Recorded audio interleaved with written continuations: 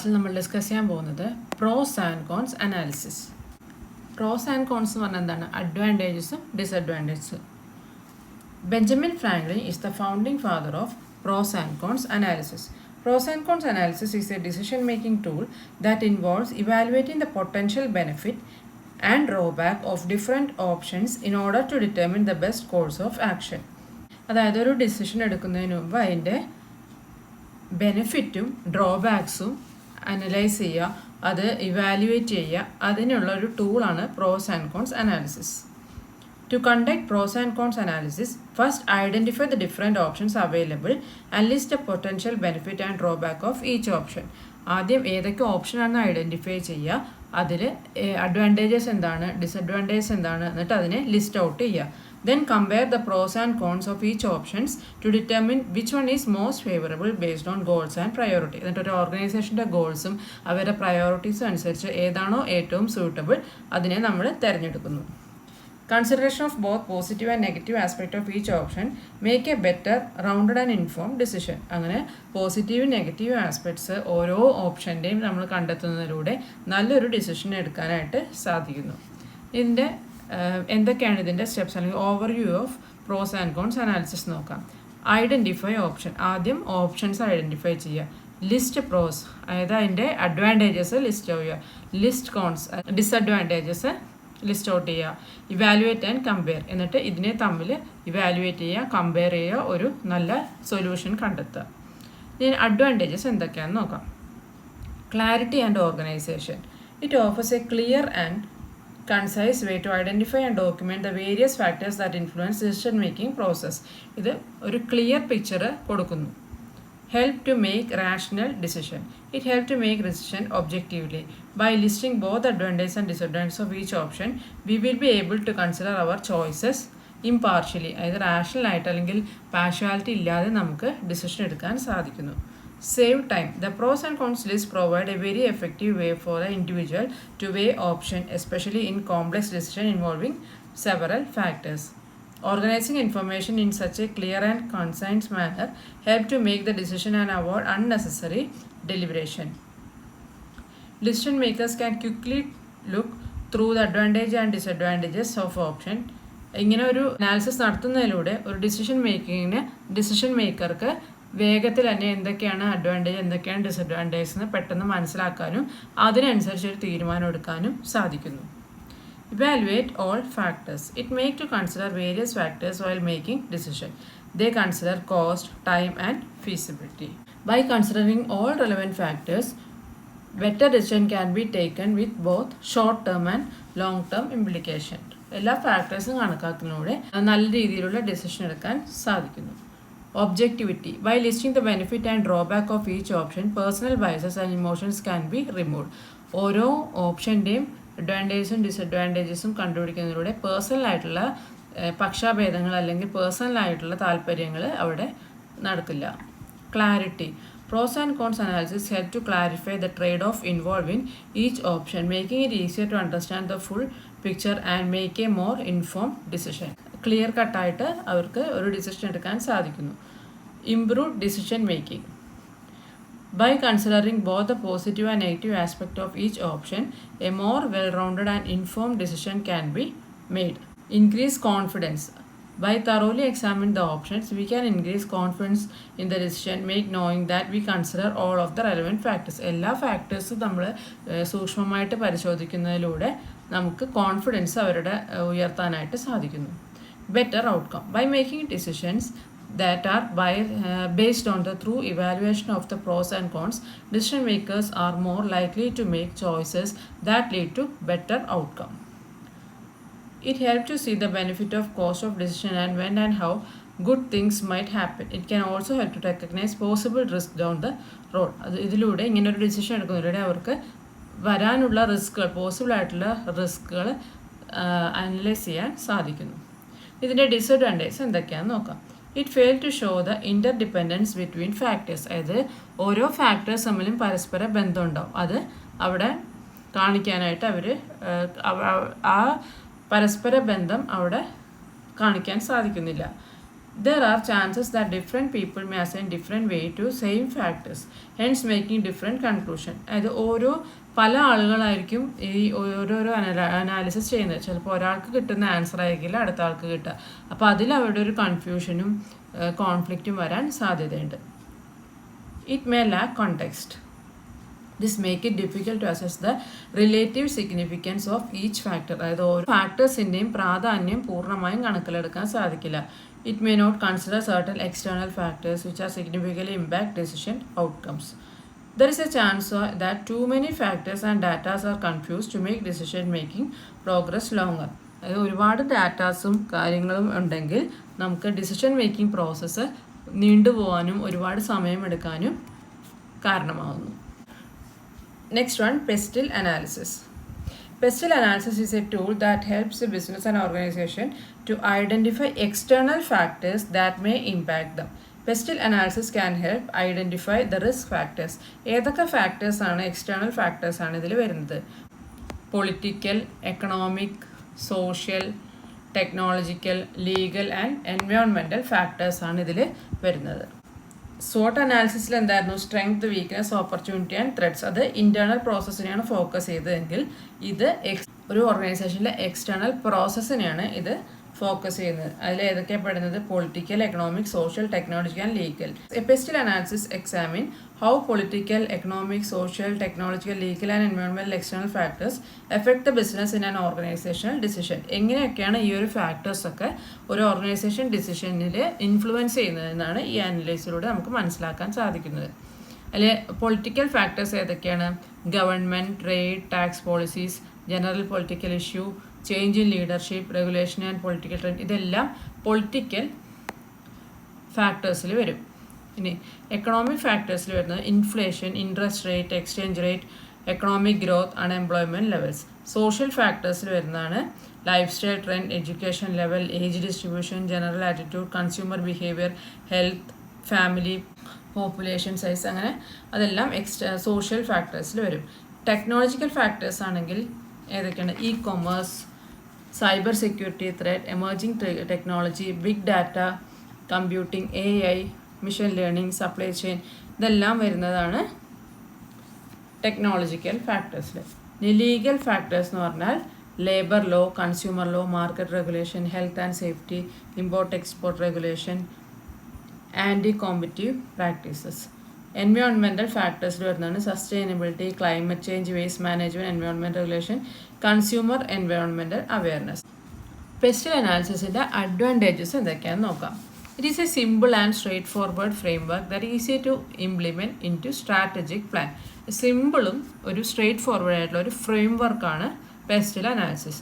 It also allows the team to facilitate a great understanding of the wider business environment and how current events can potentially affect the business. അതായത് ഇപ്പോഴത്തെ സാഹചര്യങ്ങളെല്ലാം വിലയിരുത്തി അതെങ്ങനെ നമ്മുടെ ബിസിനസ്സിനെ effect ചെയ്യും എന്ന് പ്രോപ്പറായിട്ടുള്ളൊരു information ഇതിലൂടെ കിട്ടുന്നു. It helps an organization to anticipate business threat and figure out how to migrate the risk. It helps organizations spot business opportunities on which they are capitalized. Threats analyse ചെയ്യാനും അല്ലെങ്കിൽ risk manage ചെയ്യാനും ഒക്കെ ഇത് സഹായിക്കുന്നു. It encourages organisation to develop external and strategic thinking. എക്സ്റ്റേണലും ഒരു strategic thinking ഇതിലൂടെ നമുക്ക് ഡെവലപ്പ് ചെയ്യാൻ സാധിക്കും. It can provide an advance warning of potential threats and opportunities. നമ്മുടെ ഓർഗനൈസേഷനിൽ വരാനുള്ള ത്രെഡ്സ് അല്ലെങ്കിൽ റിസ്ക്, അതിൻ്റെ അവസരങ്ങൾ, ഇതെല്ലാം നമുക്ക് കണ്ടെത്താൻ സാധിക്കുന്നു. It encourages businesses to consider the external environment in which they operate. അതായത് എക്സ്റ്റേണൽ നമ്മുടെ ബിസിനസ്സിൻ്റെ പുറത്തുള്ള എൻവയോൺമെൻറ്റ് എന്തൊക്കെയാണെന്ന് കൃത്യമായി മനസ്സിലാക്കാനായിട്ട് ഈ ഒരു അനാലിസിസിലൂടെ സാധിക്കുന്നു. The analysis can help organisation to understand external trend. ഇപ്പോഴത്തെ എക്സ്റ്റേണൽ ട്രെൻഡ്സ് എന്തൊക്കെയാണെന്ന് മനസ്സിലാക്കാനും സാധിക്കുന്നു. ഡിസഡ്വാൻറ്റേജ് എന്തൊക്കെയാണെന്ന് നോക്കാം. This assessment can be as light as heavy as one want to make it. It is easy to oversimplify the data to collect insufficient data. എപ്പോഴും നമ്മൾ ശേഖരിക്കുന്ന data full എല്ലാം complete ആയിട്ട് കിട്ടിക്കൊള്ളണമെന്നില്ല. അങ്ങനെയുള്ള സാഹചര്യത്തിൽ ഇത് പരാജയമാവും. It is also easy to make it too heavy by collecting too much data and becoming so overwhelmed. ഒരുപാട് datas ഉണ്ടെങ്കിൽ നമുക്ക് അത് എവിടെ തുടങ്ങണമെന്നോ എന്താ ചെയ്യേണ്ടുന്നൊരു ഐഡിയ കിട്ടില്ല. Many researchers argued that simplicity of the model, that it is simple list which is not sufficient and comprehensive. The most significant disadvantage of this model is only based on the assessment of the external environment.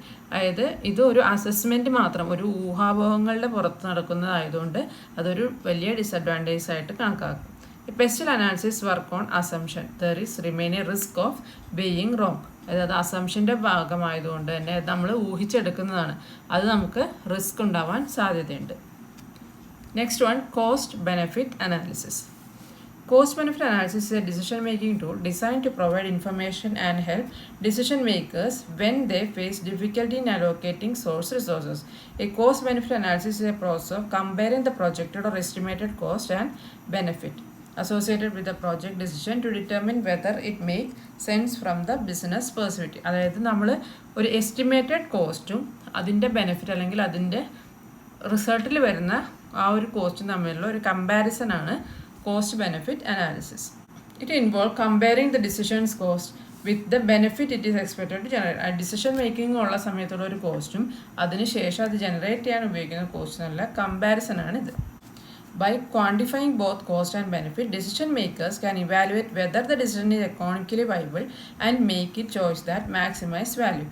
എത്രത്തോളം അത് എക്കണോമിക്കലായിട്ട് നല്ല രീതിയിൽ സാമ്പത്തികമായിട്ട് നല്ല രീതിയിലാണെന്ന് അവർക്ക് മനസ്സിലാക്കാൻ സാധിക്കുന്നു. Advantages എന്തൊക്കെയാണെന്ന് നോക്കാം. Data driven approach. Cost benefit analysis allow an individual or organisation to evaluate a decision or potential project free of bias. പക്ഷാഭേദമില്ലാത്ത രീതിയിൽ അവർക്ക് അത് അനലൈസ് ചെയ്യാൻ സാധിക്കുന്നു. As such it offer an agnostic and evidence-based evaluation of your options which can help your business become more data driven and logical. ഈ രീതിയിൽ decision എടുക്കുമ്പോൾ അത് റിയൽ എവിഡൻസിൻ്റെ ബേസിസിലാണ് ഇതെടുക്കുന്നത്. അസംഷൻ അല്ലാതെ കൃത്യമായ തെളിവിൻ്റെ അടിസ്ഥാനത്തിൽ അല്ലെങ്കിൽ എവിഡൻസിൻ്റെ അടിസ്ഥാനത്തിലാണ് ഇതെടുക്കുന്നത്. അതുകൊണ്ട് തന്നെ അതൊരു ആക്യുറേറ്റ് ആയിട്ടുള്ള ഔട്ട്കം തരാൻ സഹായിക്കുന്നു. Make decisions simpler. Business decisions are often complex by nature. By reducing decision of cost versus benefit, the cost benefit analysis can make the decision less complex. അതായത് സിമ്പിളായിട്ട് നമുക്ക് ഡിസൈഡ് ചെയ്യാൻ സാധിക്കുന്നുണ്ട്. Uncover hidden cost and benefit. Cost benefit analysis forces to outline every potential cost and benefited cost associated with the project, which can uncover less than obvious factors like indirect or tangible cost.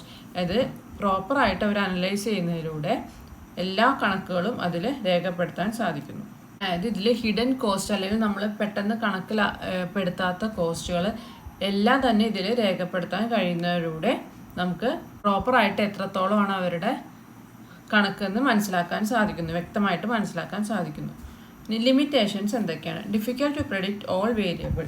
While cost benefit analysis can help to outline the projected cost and benefit associated with the business decision, it's challenging to predict all the factors that may impact the outcome. Changes in market demand, material cost, and the global business environment are unpredictable, especially in tooling. അതായത് എല്ലാം നമുക്ക് predict ചെയ്യാൻ സാധിക്കില്ല. നമ്മൾ demand മാറിക്കൊണ്ടിരിക്കും, cost മാറിക്കൊണ്ടിരിക്കും, business എൻവയോൺമെൻറ്റും എല്ലാം change ചെയ്യുന്നതനുസരിച്ച് നമുക്ക് ഒരു എത്രത്തോളം വരുമെന്ന് നമുക്ക് പ്രെഡിക്റ്റ് ചെയ്യാൻ സാധിക്കാതെ വരുന്നു.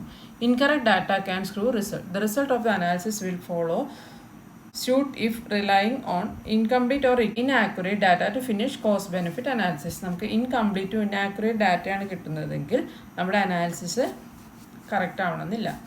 Better suited to short and mid length project. Short term അല്ലെങ്കിൽ മീഡിയം ടേം പ്രോജക്റ്റിന് മാത്രമാണ് ഇത് കൂടുതൽ സ്യൂട്ടബിൾ ആവുക. ലോങ് ടേം ബിസിനസ്സിൽ ഈ കോസ്റ്റ് അനാലിസിസ് വർക്കൗട്ട് ആവാൻ സാധ്യത വളരെ കുറവാണ്. Remove the human element. A desire to make the profit driven most company. At the same time, there are other non-monetary reasons the organization might decide to pursue a project or decision. In this case, it can be difficult to reconcile moral or human perspective with the business case. Cost benefit analysis involves comparing a decision cost with the benefit it is expected to generate. അതിൽ മെയിനായിട്ട് എന്താ നടക്കുന്നത്? Decision കോസ്റ്റും ഇനി വരാനുള്ള benefit കിട്ടുന്ന സമയത്തുള്ള cost തമ്മിലുള്ള കമ്പാരിസൺ ആണ് നടക്കുന്നത്. By quantifying both cost and benefit, decision makers can evaluate whether the decision is economically viable and make choice that maximize value. ഇനി വേറെ കുറച്ച് ടൂൾസും കൂടി ഇവിടെ തന്നിട്ടുണ്ട്. Pareto analysis, decision matrix, scenario analysis, decision support system, risk management technique, group decision making technique. അതിൽ Pareto analysis എന്താണ്? Pareto analysis is also known as 80-20 rule. Help prioritize option by identify the most significant factors contributing to the problem or opportunity. Priority കൊടുക്കുക, ഓരോ ഏറ്റവും കൂടുതൽ ആയിട്ടുള്ള ആവശ്യമുള്ള സാധനത്തിന് priority കൊടുക്കുക. ഡിസിഷൻ മെട്രിക്സ് എന്താണ്? Decision metric is a structure tool use to evaluate and prioritise multiple alternative based on the predefined criteria by assigning weight to different criteria and scoring alternative accordingly. Decision makers can objectively compare options and select the most suitable one. Multiple ഓപ്ഷൻസിൽ നിന്നും ഏറ്റവും apt ആയിട്ടുള്ള ഒരെണ്ണം choose ചെയ്യണം. Scenario analysis. Scenario analysis involve considering possible scenario and their potential implication on decision outcome. By analyzing best case, worst case and most likely scenario, decision makers can prepare for uncertainty and make more robust decision. നല്ലതും ചീത്തയായിട്ടുള്ള സാഹചര്യങ്ങളെ വിലയിരുത്തിയിട്ട് ഇപ്പോഴത്തെ സാഹചര്യം കൂടി വിലയിരുത്തിയിട്ടാണ് ഈ ഒരു analysis നടത്തുന്നത്. Decision support system. Decision support systems are computer based tools that provide analytical support for decision making process. ഇത് computer based ആയിട്ടുള്ള ഒരു ടൂളാണ്. They help organise and analyse data, generate insight and facilitate decision making by providing decision makers with relevant information and modeling capability. Risk management technique. Various risk management techniques such as risk assessment, risk migration strategy and contingency planning help decision makers identify, access and manage risk associated with the different alternatives. Risk manage ചെയ്യാനുള്ള പലതരത്തിലുള്ള ടെക്നിക്കുകൾ, അത് risk assess ചെയ്യുക, risk mitigation strategy and contingency planning, ഇതൊക്കെ ഈ ഒരു risk identify ചെയ്യാൻ ഇവരെ സഹായിക്കുന്നു. Group decision making technique. Techniques such as Delphi method, nominal group technique and consensus decision making facilitate group collaboration and decision making. By involving multiple stakeholders and leveraging collective expertise, decision makers can gain diverse perspective and reach consensus more effectively. അതായത് പല രീതിയിലുള്ള സ്റ്റേക്ക് ഹോൾഡേഴ്സിലായിക്കോട്ടെ അല്ലെങ്കിൽ expert ആയിട്ടുള്ള അവരുടെ അടുത്തുനിന്ന് decision നമ്മൾ collect ചെയ്യുമ്പോൾ എല്ലാവരും കൂടി കൂട്ടായ തീരുമാനമെടുക്കുമ്പോൾ അത് ഒരു നല്ല തീരുമാനത്തിലേക്ക് എത്തിച്ചേരാനായിട്ട് സാധിക്കുന്നു.